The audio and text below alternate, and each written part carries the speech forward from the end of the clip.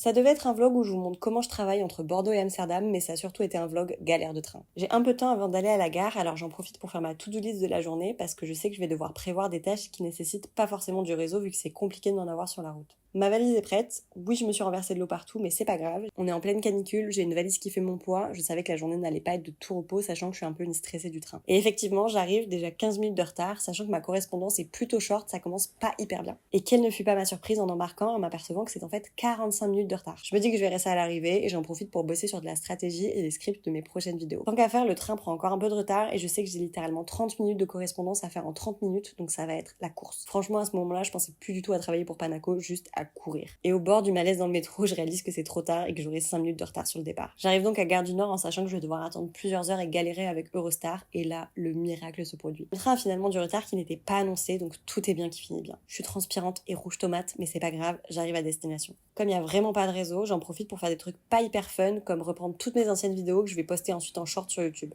Je termine le trajet en bossant sur le nouveau branding fictif que je vous spoil un peu, mais à ce stade-là, c'est plutôt simple de deviner le thème. J'arrive sans autre galère à Amsterdam, je suis KO, mais j'ai déjà bien bossé pendant mes heures de trajet, ce qui est plutôt pas mal. Je prends le métro, je termine avec les escaliers de la mort et me voilà enfin arrivée. Merci beaucoup d'avoir suivi et à la prochaine.